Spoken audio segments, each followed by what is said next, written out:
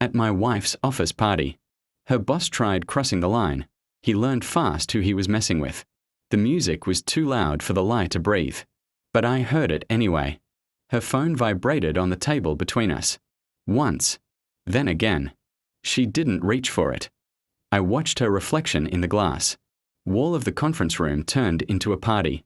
Space, champagne flutes, soft lights. People pretending work didn't follow them home. Her smile froze for half a second. A fracture only I noticed. I reached for the phone before she could stop me. A name lit the screen. Daniel. Her boss. The message preview cut itself off mid-sentence. Meet me near. She inhaled sharply. Too sharply. I handed the phone back without a word. Let her keep the silence. Let her drown in it. Across the room. Daniel stood with his hand on the small of her back like it belonged there. Like he'd practiced the placement. Like he'd forgotten I existed. Or maybe he thought I was weak. He leaned in, whispered something. She laughed. Too loud. Too rehearsed. Something in my chest went cold. Not anger. Not yet. Recognition. I'd seen this look before. In interrogation rooms. In boardrooms. In eyes that already believed they'd won. The confidence of someone who thinks no one's watching closely enough. I raised my glass. Met Daniel's eyes across the room. He smirked.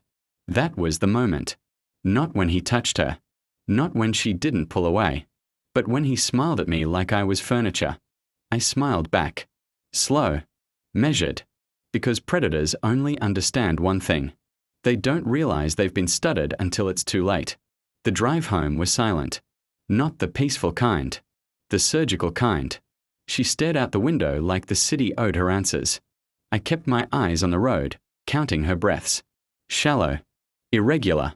Guilty. When we got home, she said she had a headache. Of course she did. I watched her walk away, heels in hand. Dress still smelling like someone else's cologne. Not enough to accuse. Just enough to confirm. I didn't confront her. I never confront without proof. Instead, I replayed the night frame by frame. Daniel's hand. Her pause. The message she didn't want me to read. Patterns form when you stop lying to yourself. Over the next few days, the details sharpened. Late meetings that didn't show on the calendar. Work trips that changed dates. A new password on her phone. One she typed facing away from me. She still kissed me goodbye every morning. Still asked about my day. That hurt more than the betrayal. Because it meant this wasn't a mistake. It was a system. And systems can be dismantled. I started small. Shared locations. Phone records. A burner app hidden behind a calculator icon. I didn't feel rage. Rage clouds judgment. What I felt was clarity. Daniel wasn't just flirting. He was circling. And my wife. She wasn't trapped. She was choosing. I became invisible on purpose. I listened more. Spoke less. At dinners with her colleagues, Daniel always sat too close. Always found a reason to refill her glass. Always laughed half a second too late. Like he was watching her reaction before finishing the joke. I noted everything. Dates. Times. Locations. I pulled expense reports through a contact in accounting. Funny thing about corporate ladders, everyone steps on someone to climb. People talk if you know which silence to buy. Hotel receipts. Private car services. A suite booked under his assistant's name. I followed once. Didn't go inside. Didn't need to. I watched them through the lobby glass. Her hand on his arm. His fingers brushing her wrist. Familiar. Comfortable. Intimate. I felt something then. Not heartbreak. Detachment. That's when thinking becomes clean. I copied messages. Screenshots. Voice notes she didn't realize autosaved to the cloud. Daniel had a pattern too. 3 women before her. All ambitious. All married. All quietly transferred or pushed out after things ended. He didn't just cross lines. He erased people. I waited. Because timing is everything. And monsters hate mirrors. I chose the next office event. Another party. Another performance. I asked her, casually, if Daniel would be there. Her pause told me everything. At the venue, I waited until the speeches ended. until the alcohol softened spines. Then I walked into Daniel's office, uninvited. He looked surprised, not scared. Yet, I placed a folder on his desk, printed emails, hotel receipts, a timeline. His face drained in increments. I said nothing. Silence does more damage than words. My wife stood in the doorway.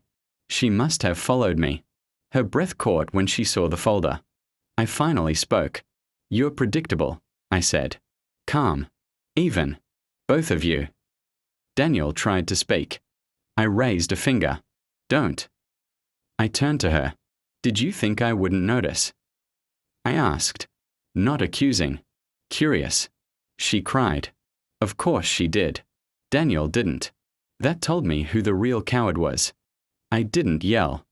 I didn't threaten. I forwarded the folder. To HR. To the board. To Daniel's wife. Simultaneously. Timing matters. I leaned close to him and whispered, "You taught me something tonight." He swallowed. "That power isn't taken," I continued. "It's exposed." He was removed within weeks. Publicly. Brutally. Professionally. My wife lost her position too. Collateral damage, they'd call it. She begged. Promised. Explained. I listened. Then I handed her divorce papers. No anger. Just finality. People ask if it hurt. Of course it did. But pain fades when truth replaces fantasy. I didn't lose my wife that night. I discovered I never really had her. Daniel lost everything because he assumed silence meant weakness. He was wrong. I walk past that building sometimes. Glass towers reflecting lives people think are untouchable. I smile. Not because I won, but because I never had to raise my voice to end it. The moment I stopped loving her was the moment I became untouchable. And that was the real revenge.